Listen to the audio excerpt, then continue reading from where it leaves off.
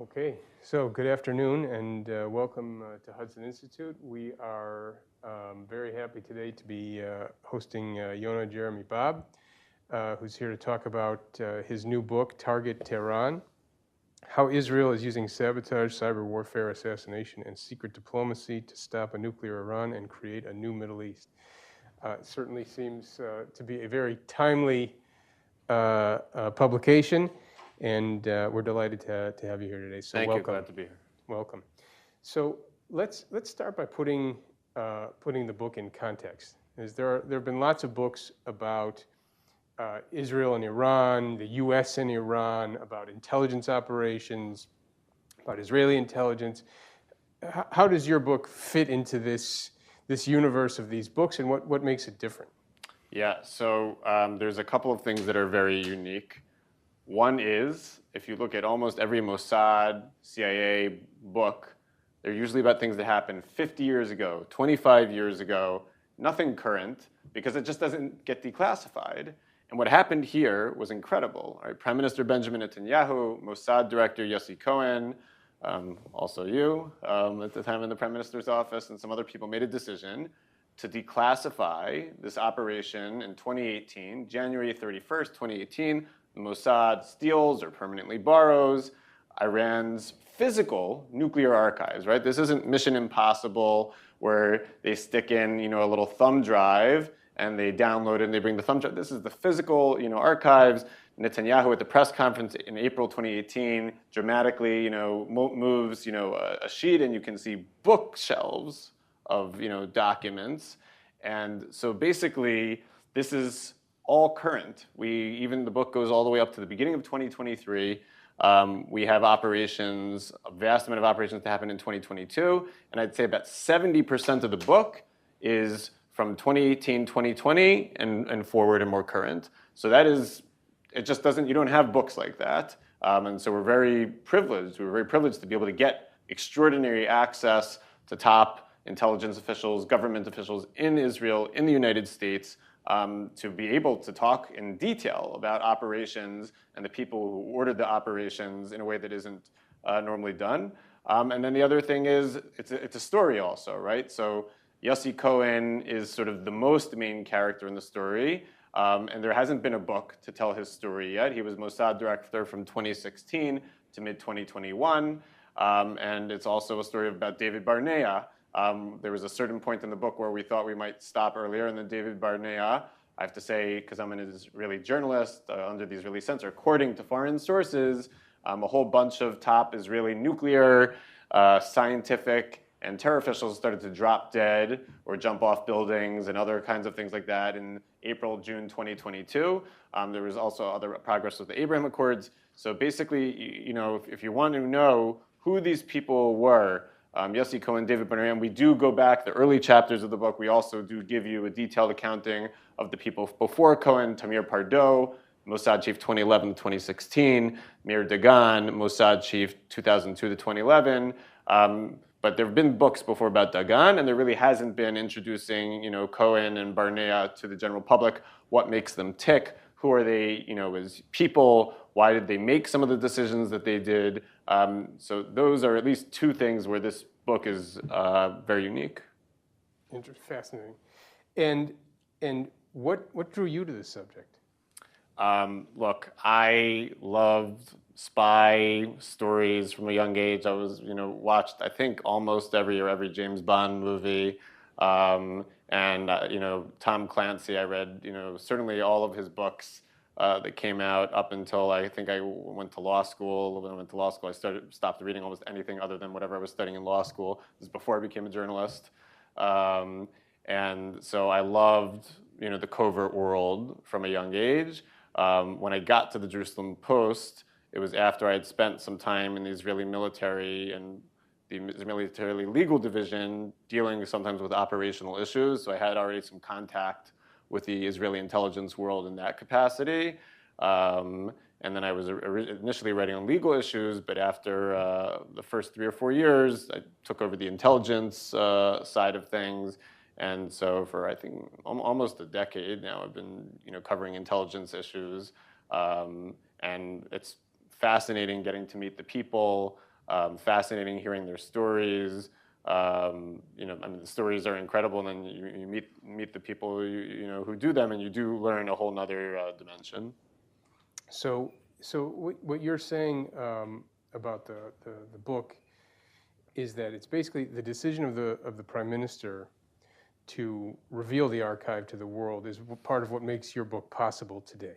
Absolutely, yeah. So if this book probably would not have existed if Netanyahu hadn't decided to reveal the archive operation to the world, and not just reveal it, but with details. There were briefings and all kinds of leaks, and so that made it more possible to talk to some of the people in the intelligence and defense community, and for them to also be freer with what they could say and to be able to ask more in-depth questions, because we knew more about this operation than we ever know about operations that happen in real time. And then once you do that, you're able to develop relationships. And once you develop relationships and trust, then you're able to talk about other things.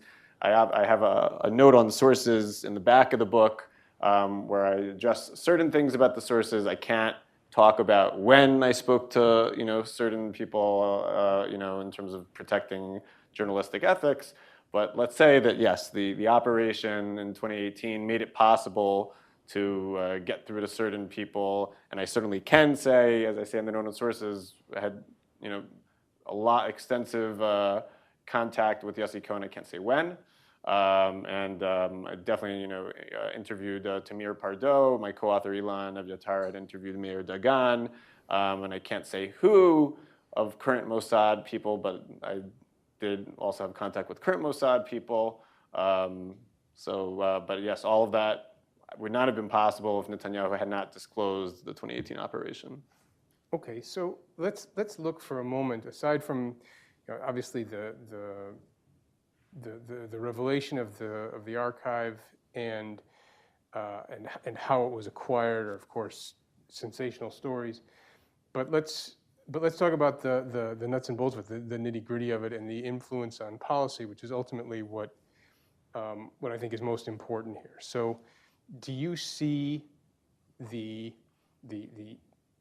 taking and the exposing of the archive as having had a significant impact on policy, A, and B, having looked at this from all these different angles, what have you concluded about the current direction of policy on Iran, both, I guess, from the U.S. standpoint and from the Israeli standpoint?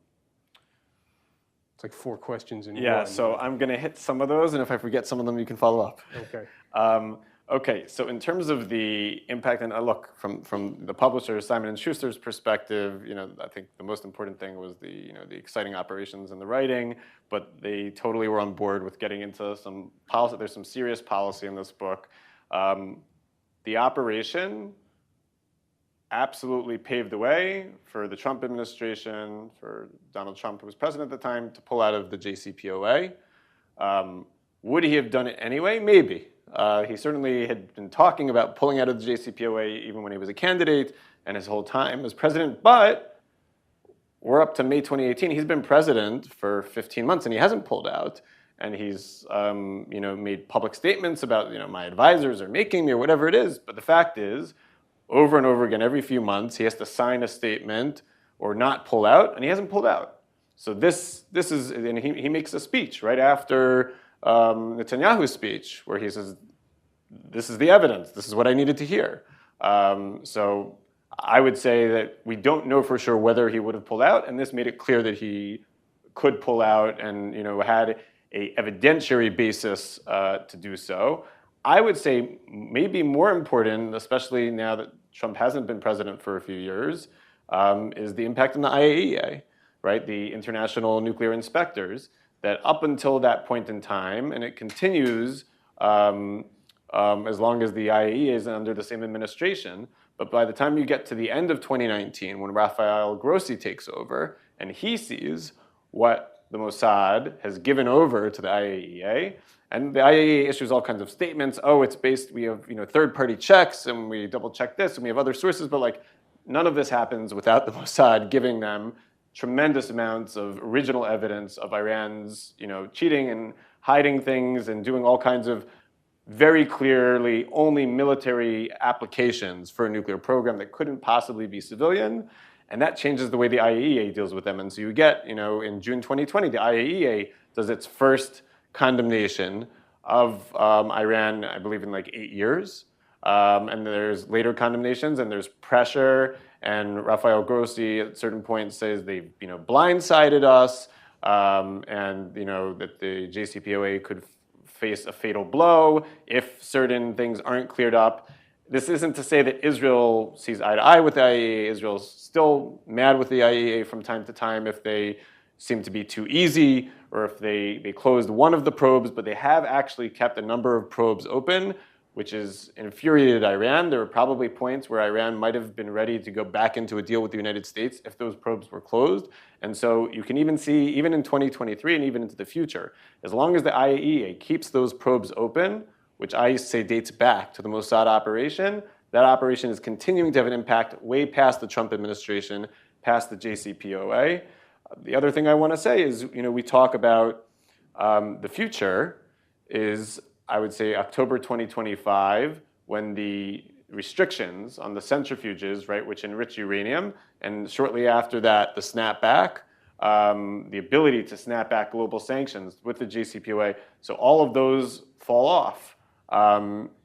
It's not that far away anymore. When you signed the deal in 2015, it was 10 years away. It's not that far away anymore. So we talk about that even if, it doesn't look like there's a lot of negotiations right now, but even if the Biden administration was to go back into the JCPOA or some sort of 2.0, by the end of 2025, basically it doesn't matter that Iran basically has the ability in a number, even if it gives away all of its stock of enriched uranium, once there's no snapback and once it can have not an unlimited, but a much larger number of centrifuges and advanced centrifuges, the amount of time it takes it to be able to go from 0 to nuclear weapons is tiny, and they can forget about breakout. People talk about Iranian breakout, they could sneak out. So that is a built-in structural problem, and we talk about it in our book. Israel may need to make a decision at that point in time. If Iran hasn't been rolled back significantly from where it is now, whether there's a deal or not, Israel may make a decision about a preemptive strike. I asked you a big question, and that was a big answer. So where does that, I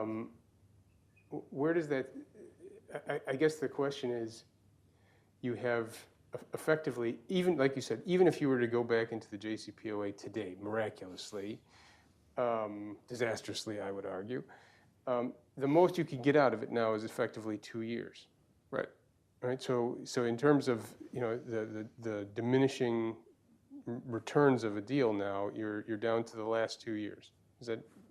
I think that's accurate. I think if when the Biden administration took over, and Anthony Blinken and others said we're going to go for a longer and stronger deal, that's dead now. There is no longer and stronger deal unless it basically have to be a new deal. They'd have to say you have to forget about the best case scenario where they give up their entire nuclear program. Let's say you just want to get back to what they had in 2015.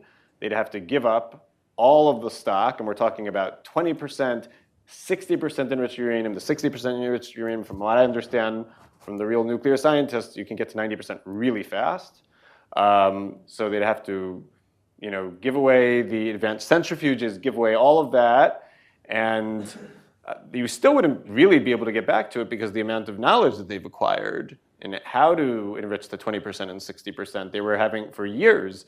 It wasn't that they hadn't tried to do that. They'd sometimes tried to do that and failed, and a lot of their machines were breaking. And there were for years they would show pictures that they said were IR6s, advanced centrifuges, and they were something else, or they weren't working, and they sort of were playing a PR game, a spin game, but they actually are working now. They know how to work them now. So even if you take them away, they could bring them back. So yeah, as you said, it's very hard to see how they could even there were tons of holes in the 2015 deal, and it's very hard to see how they could get another deal that would even be back to that.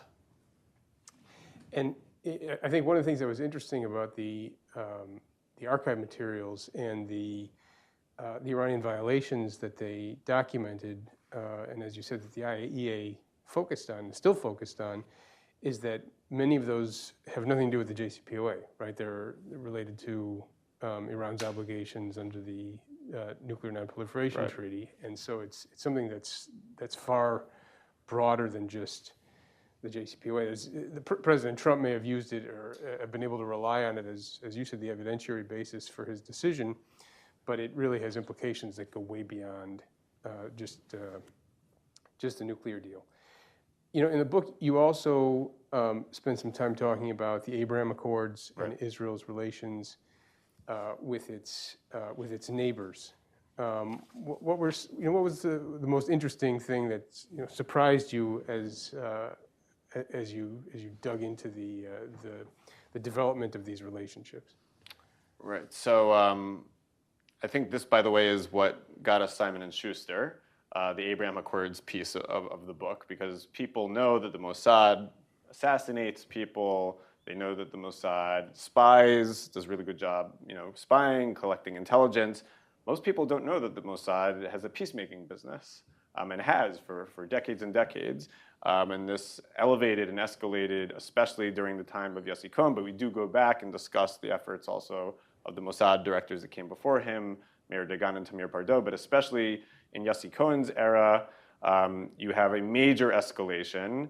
And the Abraham Accords in August 2020 to December 2020, UAE, Bahrain, Morocco, and Sudan all happened in Yossi Cohen's era. Now, at the end of the day, they were, the final negotiations were done by Ron Dermers, the U.S. ambassador in Washington, Yusuf Al-Otaiba, UAE ambassador, Jared Kushner and Avi Berkowitz on the U.S. side. But everybody says that Yossi Cohen and the Mossad's efforts laid the groundwork for that. I'll give one example that we talk about in the book is in 2017, and I remember it, and it was a major wow moment for me as a journalist. Gadi Eisenkot, the IDF chief at the time, Yuval Steinitz, who was a major minister at the time, both within a matter of days, say publicly, we're sharing intelligence with the Saudis. This is the first time there have been quiet things that people had heard rumors of, Mossad visits to Saudi Arabia or other quiet. This is the first time that anything of that level goes public by top Israeli officials. And I can tell you now that, and we say in the book, Yossi Cohen had shortly before been in Saudi Arabia. Yossi Cohen was, meeting with MBS, Mohammed bin Salman, the crown prince, and other top intelligence officials in Saudi Arabia. And that is what makes the Abraham Accords possible. Now, you need also MBZ, Mohammed bin Zayed, the leader of the UAE, he's the one who signs the first deal, and that's crucial, and I don't want to downplay that. But the fact is that all of this is being built, and none of it would happen. The UAE would not go forward. MBZ wouldn't go forward if he didn't have the blessing of MBS. Now, where is that going at this point in time? So I'll tell you a little interesting thing about writing a book that's about current events. Sometimes, you have big curveballs thrown in. So if, 90% or so of the book is probably wrapped up somewhere in late 2022, the final version of the book is maybe like March or April of this year. Right around March is when Iran signs a deal with the Saudis. And all of a sudden, 90% of the analysis is normalization with the Saudis is dead. They signed a deal with Iran, and it was, China was involved. They've switched sides. It's all off. And the publisher's like, do we have to rewrite the whole book? What do we do? And I did a deep dive to my sources, and I got an unequivocal answer. Ignore it. It's not unimportant, but basically the Saudis are just playing both sides. Normalization with Israel is still going forward at that point in time. And this is just the Saudis playing a clever game, to get a higher price for normalization from Israel and the United States. And that turned out to be right. Up until this war that started on October 7th, if you had asked me 3 weeks ago, I would have said very, very high chance of at least an interim deal between Israel and the Saudis no later than February of 2024. Right now we're in the middle of the war. I cannot gain the same unequivocal answers from my sources, so I think nobody knows. And some of it will depend on the outcome of the war. So that's, I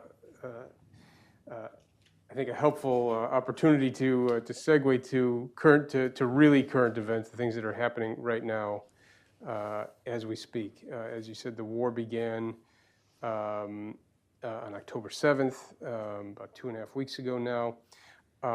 It's funny, in advance of our sitting down today, and I was looking at the subtitle of your book, was thinking about how Israel is using sabotage, cyber warfare, assassination to stop a nuclear Iran, create a new Middle East. I think, well, what's the Iranian version of that, right? Because they're also trying to create a new Middle East. And where do you see things standing right now? And how do you see the current war and the current goings-on affecting both the nuclear program, and again, I know I'm loading you up with questions here, but also the possibility of more diplomacy between Israel and its neighbors?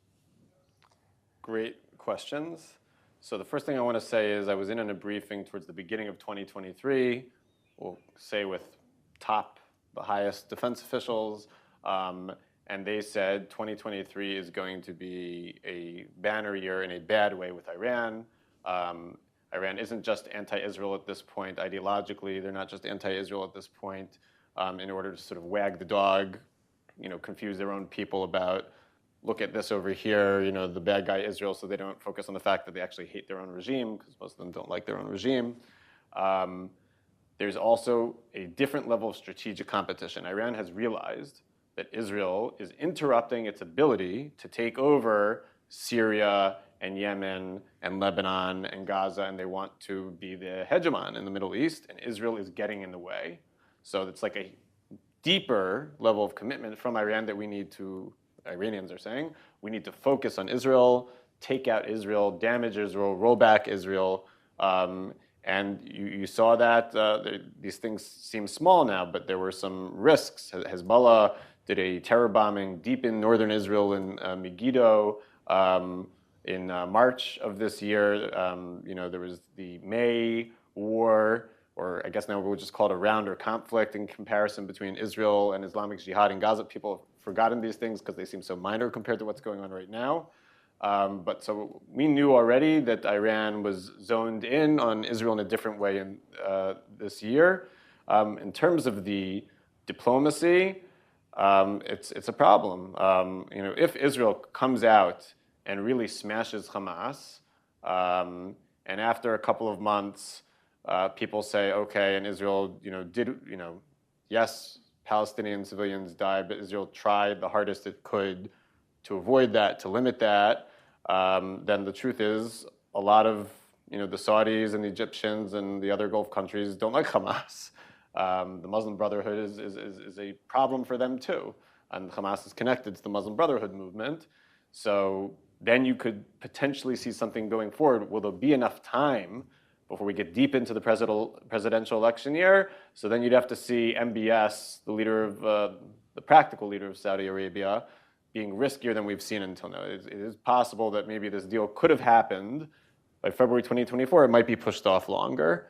Which, by the way, it happened. The Abraham Accords could have happened, from what I'm told, a couple of times in 2018 and 2019 if Israel hadn't had so many rounds of elections. I don't know if people remember Israel had like 4 or 5 rounds of elections. A lot of the Abraham Accords countries, what I've been told, were ready to cut the deal earlier, and they were just like, but you have no government. So I do think, again, this Saudi normalization, I think, will probably happen someday, but it could be delayed. And again, it does depend how the war comes out, if Hamas is seen as defeated or not defeated, how the Arab world views Israel, depending on how many Palestinian civilians are killed, and how good a case Israel makes to the world that is at least accepted by the West in terms of that it did the best it could to avoid civilian deaths. And on the nuclear issue, it might be online right now. I wrote an analysis this morning that I already filed for the Jerusalem Post. That's my day job. Where I said, this is a dangerous position. Our attention is distracted. And actually, at the end of the day, Hamas is not a strategic threat to Israel. They killed an incredible, tragic number of people on October 7th. But that was their best shot. The way I would put it is, if anybody who's a basketball fan with March Madness, in one game, you could have a small team from a small town beat the big team from the big city that's all their players are going to the NBA. But if those same teams played 10 times or 100 times, the big team would win almost all the time. That's what's going to happen between Israel and Hamas. And that's what's been happening with the air power. Hamas cannot compete with Israel on any way. Iran can. Iran is a potential existential threat to Israel if it develops nuclear weapons, and if Israel becomes too distracted, if the world becomes too distracted from what's going on with Hamas and what's going on with Hezbollah in the north, the even bigger threat of Iran, who knows what, they could try to sneak out while all of this is going on. So you mentioned Hezbollah. Do you think, and I think that's been one of the big questions surrounding this since October 7th, is does Hezbollah get involved? I could make a reasoned argument why they would, and I can make a reasoned argument why they wouldn't. But I'm curious to hear your take. So first of all, what I'm hearing from Israeli intelligence and defense officials now is they are involved. They have been fighting with Israel every single day since, I think it was maybe the second day of the conflict. Unlike Hamas, where we know that Iran gave them logistics support, financial support, training, and they couldn't have pulled off the operation on October 7th without Iran, but people are saying Iran didn't give a specific order that day. Hezbollah was given a specific order as soon as this started: get involved, and get involved deeply and provoke. But they haven't done their best shot. They have not exactly. So, right. So they have stayed short, but tens of thousands of Israeli civilians have already evacuated the north, including not just little villages. Originally, they just evacuated a small village called Metula. They've evacuated Kiryat Shimona, which is a city. So there are tens of thousands of Israelis have evacuated the north. But you're right. This is still the nightmare scenario. Is Hezbollah? There's a full conflict. They have at least 150,000 rockets and mortars, and unlike Hamas, which that's about 10 times what Hamas has, unlike Hamas, they have high-quality precision rockets, right? So they could hit targets in Tel Aviv in a way that Hamas can't. Their rockets they have, they can probably avoid Iron Dome, avoid, Israel has a awesome 3-layer, missile defense, or 4-layer missile defense, depending on how you look at it. And Hezbollah, both in terms of quantity and quality, not that they could hit everything, but they could hit a lot more. And people were talking about, if there was a conflict with Hezbollah, damage in large cities, 1,000 dead civilians, maybe more. So yes, that would be much worse than it is now. Will they take that jump? My take right now is no, because they would have on the first day. But there are a lot of smart people who say they're just waiting for Israel to go into Gaza, and at that moment, strike when Israel is fully distracted in Gaza. So it's an open question. Okay. The other question I had about this is, I think one of the tensions here in the coverage, I speak to you also as a journalist here, is that it's very easy to focus narrowly on the war as being, this is Israel and Hamas's war. But this is really part of something much bigger. Right.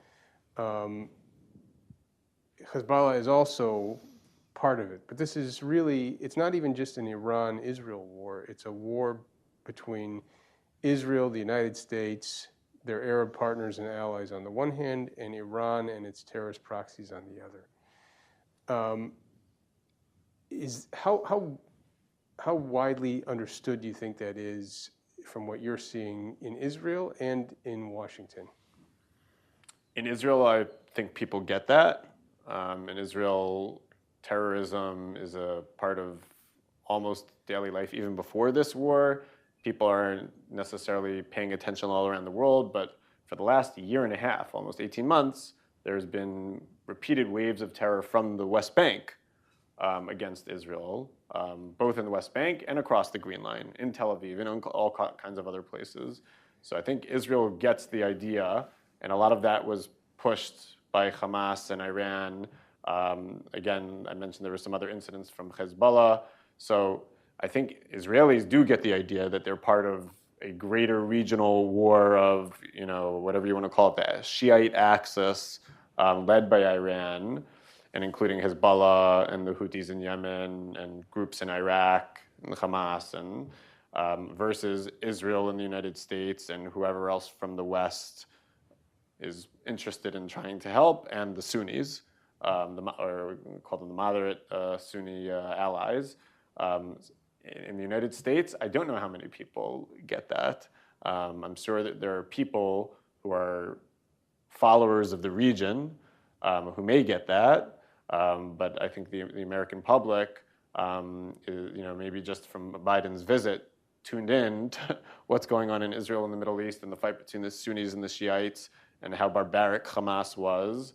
I think that may have for a moment gotten the greater public's attention on this issue.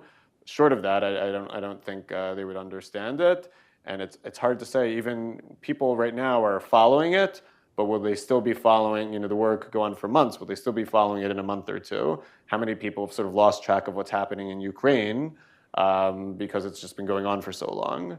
So I would, all of that said, I think Israelis get it. Americans and Europeans, I think in general, most of them, if they're not policy people, don't necessarily get it. They may be getting it at this moment, and I hope they'll hold on to that and not forget. So, the president has spoken directly to Israelis, both through statements he's made in Washington, and also he came to visit last Wednesday. From an American policy perspective, what do you think is the most important thing that the United States should be doing right now? And I guess, is it doing it or isn't it?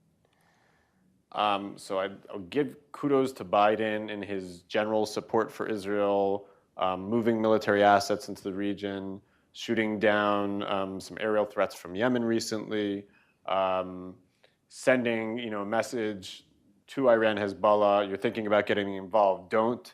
I give credit for all of that. There are concerns in Israel about, there was this hug between Biden and Prime Minister Benjamin Netanyahu during the Biden visit, and some people started to ask after, well, was it also a bear hug, right? In other words, yes, the United States is going to help with a whole number of things, but there's going to be strings attached. And you're seeing that now with, there's a bunch of reasons why the invasion has been delayed. The invasion was supposed to happen Friday, Saturday, about 2 weeks ago. There was a dramatic warning from Israel to the northern Gaza, get out of northern Gaza in the next 24 hours. There was a deadline. That wasn't PR. There were Israeli, military defense officials that absolutely believed the invasion was about to happen. And then the same thing, basically right after Biden left, there were people who said, as soon as Biden's out, it's going to happen.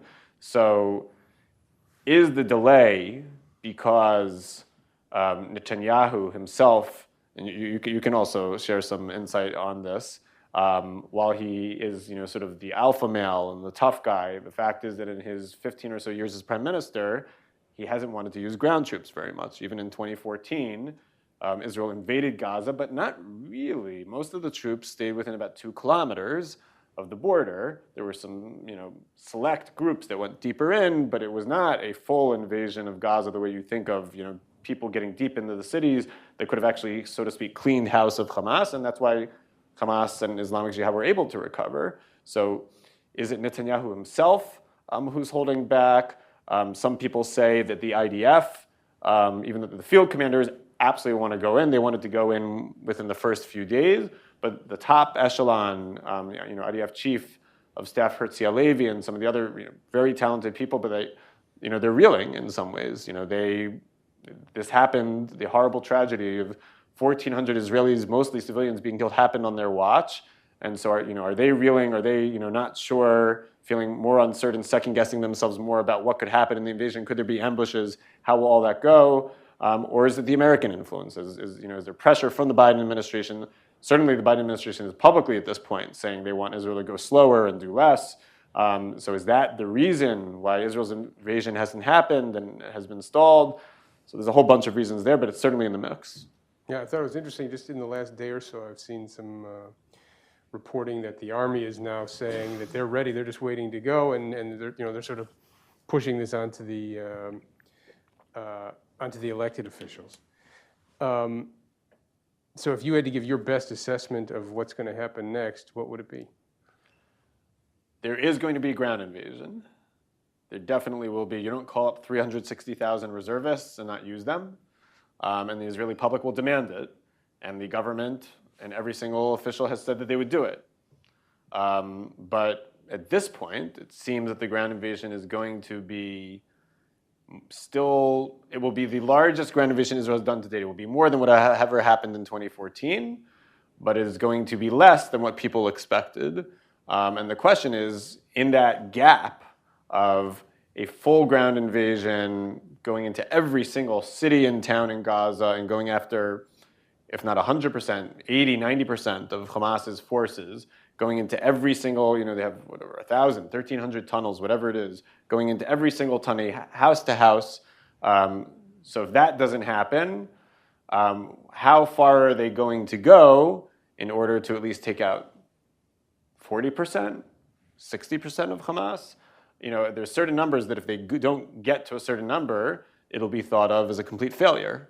So I think they're still going to need to go in, and then the pressure is going to be my concern. I personally think they should have gone in as soon as possible.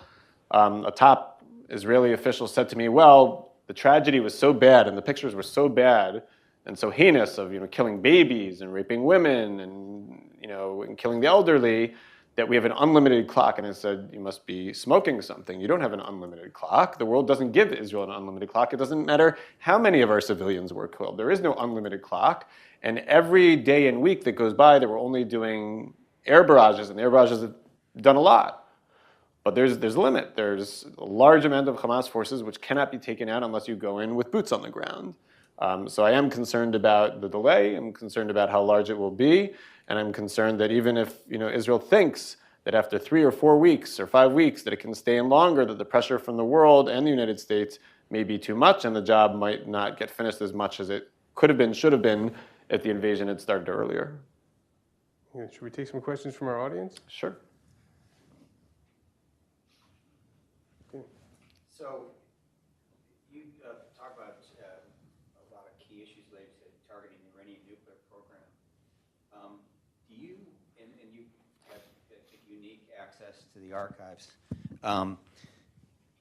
did you see anything? I was in charge of going after North Korea's nuclear program globally back in 2001 to 2006 period, and we had a North Korean nuclear reactor being built on the Euphrates at Al-Kabar that Israel took out in 2007.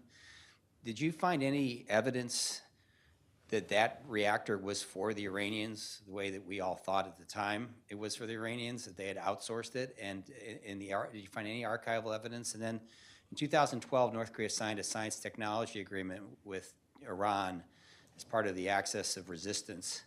There's another thought that that was a prelude to transfer of nuclear weapons. Any reflection in any of your research on those questions? That Iran actually might have nuclear weapons already? Okay. According to my sources, and I'll call them some of the highest sources you can have, Iran does not have nuclear weapons right now. It's very close in terms of enrichment. Like a week, Colin Cowell said a while ago, 12 days, it could be less than that at this point. To get to 90%, they could do it almost immediately. But according to my sources, they still are having issues in the weapons group issues. If it's detonation, if it's delivery, miniaturization, they haven't figured all of those things out yet.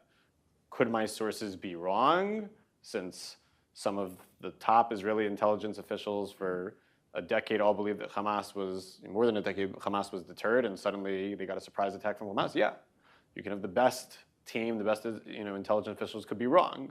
But that's at least what I'm being told now. My understanding is the 2007 reactor, the reactor that Israel destroyed in Syria in 2007 was for Syria, not for Iran. In terms of sharing technology, maybe. But I think there was enough going on in Iran itself that I think that was Syria trying to do something on its own. In terms of sharing technology between the North Koreans and Iran, I think it's widely accepted that a lot of Iran's progress is from all kinds of contributions, all kinds of meetings, even before 2012 and certainly after 2012, that North Korea has been a huge help to Iran in moving forward, but not to the extent of actually giving them a turnkey nuclear weapon. I know that that's a concern that I've heard, John Bolton and a number of other people have said. At least my sources to date have said, not. And I think given who and what Iran is and their agenda, I think if they had a nuclear weapon, I don't think they'd hide it. I think they'd let the world know and take the full advantage first of all, they might even use it, and even if they wouldn't use it, they'd take the full advantage of, okay, we can do all kinds of things in the region now that we couldn't do before, because anyone will be afraid of attacking us. I think that actually leads, to speaking of technology transfer. Last week, sort of a crazy irony, the day that the president arrived in Israel was the day that the UN missile embargo on Iran expired under the terms of the JCPOA. And there had been reporting previously that Russia, when it's been widely reported and documented that Russia has been using Iranian drones in Ukraine. But there had been reporting that Russia had so far not gotten Iranian missiles, ballistic missiles, because they were waiting for this embargo to expire. And sure enough, I think on the 17th already, the Russians put out a statement saying that with the expiration of the missile embargo, we are now free to exchange missile technology with Iran. Does anything in the the current environment change or seem to you? You've had this reluctance by the United States and by the Europeans to snap back sanctions, which would put the missile embargo back in place. What they've done instead is they said, "Oh, we're going to extend our individual sanctions." Do you see this as having any effect whatsoever? Do you see any change in European attitudes in light of what's happened? On nuclear issues, I don't expect very much in general from the European countries. I was sort of a little bit happily surprised that they were at least willing to say, okay, we're not going, even though in October, certain sanctions on some of these weapons came off, we're going to act as if they didn't come off. But that's not really, I think, you just put out a very good article about that doesn't really have teeth. If you really want to have teeth, you do the snapback, and there's still time to do the snapback. There's no way I see them doing the snapback. They are terrified of what might be instead of seeing what already is. And that tends to be the European issue in any major national security crisis, to kick the can down the road. So unfortunately, no, I don't think everything that's happening right now, I don't see it changing it at all. We were just talking about North Korea. Rafael Grossi, the IAEA chief, just gave an interview about a week or so ago where he said, we are in danger of Iran becoming a North Korea. They just kicked out some of what I understand to be the most important inspectors about a month ago, some of the inspectors that were catching a lot of the violations, so they kicked them out. And if you go back, some of the IAEA's cameras and inspectors were tampered with or shut off already in early 2021. More of them were shut off in 2022. I was talking about a quote before where Grossi said a fatal blow, to the JCPOA that happened in 2022. Grossi is supposed to be a diplomat who, is very measured in his wording usually. We were talking before that when Iran lies about its nuclear weapon, he doesn't say they lie. He says, the answer that they're giving doesn't seem consistent with the facts. And here he's saying, warning the world, this could become North Korea. They could develop an arsenal, not one nuclear weapon, an arsenal of nuclear weapons. So unfortunately, almost nobody reported that. I mean, there were a few reports on it, but it was totally blocked out. There wasn't really any response. There wasn't much of a response when all the inspectors were kicked out. There were a couple of, oh, this isn't so nice, but there was nothing, no teeth, nobody talking about a snapback, nobody talking about anything, any sort of military threat. So we have a real problem with Iran that everybody is still, it seems no matter what they do up until now, is still afraid of what could be instead of seeing the danger of what is. Yeah, I think the IAEA is in a real jam today, because the IAEA is essentially two organizations in one, right? You've got the professionals, who Grossi is at the head of, and then you've got the Board of Governors, which is made up of the member states. And you had mentioned how a few years ago now they passed a censure of Iran. But it's interesting because today, if if the IAEA were to censure Iran, And they did another one in 2022. Okay. But not this year. Not this year, but even then, they stopped with that. That Right. is, the next step that they could take would be to refer to the Security Council. Right. What's the problem today in the current environment, where, especially with the war in Ukraine going on, if Iran is referred to the Security Council, any punitive steps will be vetoed by Russia or China. So you have a situation where here you have Grossi. He's waving the red flag. He's got all the lights on. He's saying, you've got this problem. You're on a path to be like North Korea. But the diplomatic options are actually shrinking because nobody's willing to do anything, or nobody can do anything. So I think the situation that's come out of this is that one of two outcomes have become much more likely: either a nuclear-armed Iran, or the use of force to prevent it, or I guess both. But these things, seem to me becoming, in the effort to avoid the use of force, they're making the necessity for the use of force actually more likely. Right. No, that's a good point. And we'll come back to the snapback. One of the beauties of the snapback is it can't be vetoed. Right. It doesn't matter if Russia and China say no; it can be done anyway.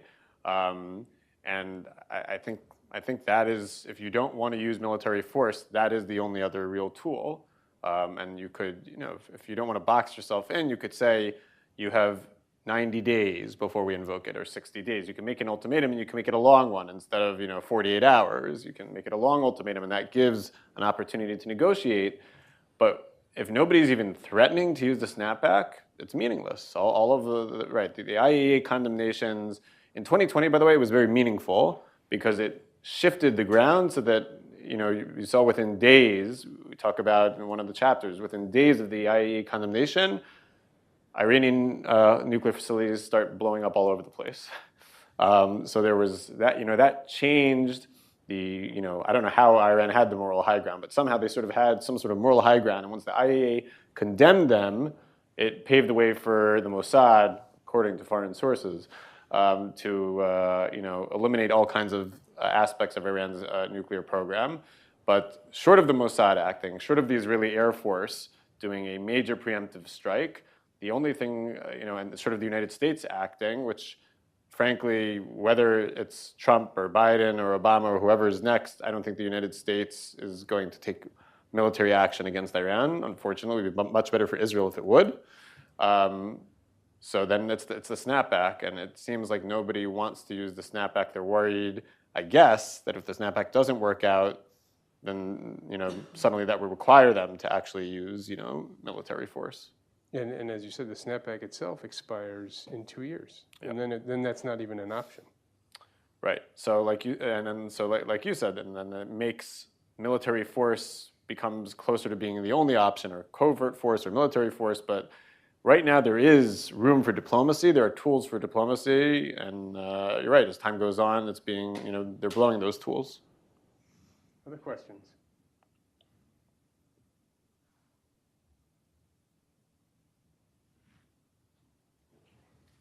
Okay. Yes. First, thank you so much for coming. I learned a ton. Really appreciate it. So I really like your analogy about the March Madness, the smaller team, upsetting the bigger team once, but if they were to play, 10, 20 times, the bigger team would win a majority of the times. So with the initial invasions, do you think that's more on the side of like a lapse of Israeli intelligence, or strategic planning on the Hamas side of things, or a combination of the two? Yeah, it's a good question. It is the mix of the two. I wrote a long, I think like 1,500-word article about this. I'm just going to try to remember the main points of it. On the strategic level, there's two main points. One is just hubris. Israel knew correctly that it was so much more powerful, so much more technologically advanced than Hamas, and so it just stopped taking Hamas seriously. And anytime you stop taking an adversary seriously, no matter how superior you are, you give them the opportunity to surprise you because you're not working hard enough, you're not focused. Empirically, Hamas did a good job luring Israel to sleep. In fairness to Israel, Not everybody knows, but there were, since the last time Hamas fought with Israel was May 2021, and after that there were about half a dozen rounds between Israel and Gaza, just between Islamic Jihad in Gaza and Israel, and Hamas stayed out of all of them.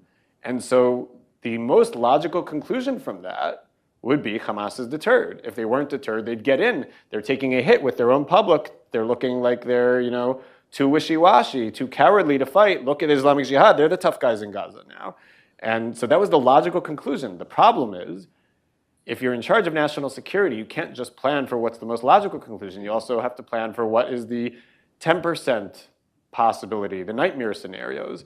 And I think they stopped doing that to some extent, or they didn't do that carefully enough. That's the strategic failures. The tactical failures, you have to take your hat off a little bit to Hamas.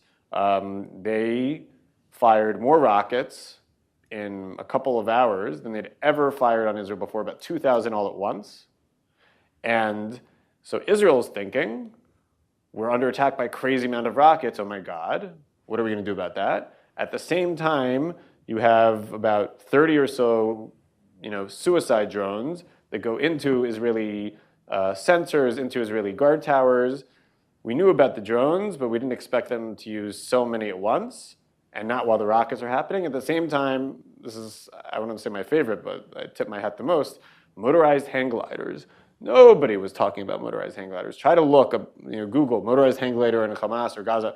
You'll find like maybe 1 or 2 articles about it. Nobody, and those come out, it's a retro technology, and they're like manually dropping bombs on Israel's lookout points. And so basically between all of that, they take out, basically most of Israel's ability to know what's going on the front. In headquarters, they don't even realize that they're losing the ability because they're still focused on the rockets. And then right around the same time, Hamas invades 2 major crossings with the largest number of people that they've done before. So then Israel's thinking about the crossings. And right around the same time, Hamas invades at something like 29 other points. And then Israel doesn't know, wait, how could they be here and how could they be there at the same time? And basically, the complete chaos. And the only way it got turned around was really less from central headquarters. You just had individual people contacting individual people and saying, come and help us. Groups just started to go south of Israeli forces, and they just started to fight with whoever they found along the way. And that's how they turned the tide. Eventually, enough people came south, not always with a big order from above, that they were able to turn the tide. It was not this wonderfully planned counteroffensive. And I think if they had sort of stuck with that, and they did need a certain amount of time to call up reserves, get everybody the right number of supplies, but if they'd stuck with that momentum, they could have started the invasion Thursday, Friday, maybe Saturday of the first week. Hamas was reeling. We're talking about they lost, something like 1,500 of their fighters, bodies that have been gathered in Israel. The Air Force was already pummeling them in Gaza. So I think that would have been, a great opportunity to go in and start. We'll see what comes next. I think in part because of the timing, this assault came 50 years and a day after the start of the Yom Kippur War. And there's been a lot of talk about the intelligence failures leading up to that war. And every year around Yom Kippur, Israelis talk about the Yom Kippur War. This year especially. How apt are some of these analogies that are being drawn, and what do you see happening? Already a month after the ceasefire in 1973, you have the standing up of the Agranat Commission, which led to the dismissal of some very senior officers in the IDF, and then it was only 5 months after that the government fell. So how do you see what do you see coming next, I guess, not just in terms of the fighting, but in terms of the lessons learned and the drawing of conclusions? So we know a good number of these. The IDF chief, Herzi Halevi, has said, I take responsibility. It was pretty much understood as he's going to stay during the war, but once the war is mostly wrapped up, he's going to resign. Same thing with the Shin Bet chief, Ronen Bar. He said, I take responsibility. Same thing with the IDF military chief, Aaron Khaliva. Interesting question about Defense Minister Yoav Gallant, because he sort of said he has responsibility, but it wasn't quite as unequivocal as the rest. But most of those, I think, are going to resign, and that is going to create pressure on the one big person who is definitely responsible for Israel's security, Prime Minister Benjamin Netanyahu, who has not said anything about it. There's a whole debate, is it the right time to say something in the middle of the war? It could distract things. But I think there's going to be immense pressure on him to resign. And the only reason why maybe he might not is in Israel, the public gets to elect a government, but then if the people who are in government, the cabinet ministers, don't want to quit and lose their cabinet ministries, then the government doesn't fall. So if his partners and the other people in the Likud want to stay in power, and he wants to stay in power, then he might be able to stay in power. If I was going to bet right now, I would say more likely than not, at some point, he will need to step down. But Netanyahu has surprised and defied all kinds of expectations quite a number of times. So I'm not going to bet. On that note, Yonah Jeremy Bob, thank you for being here today and for sharing us your insights and for telling us about some of the process behind this interesting book. And thank you for joining us at the Hudson Institute. My pleasure. Thank you.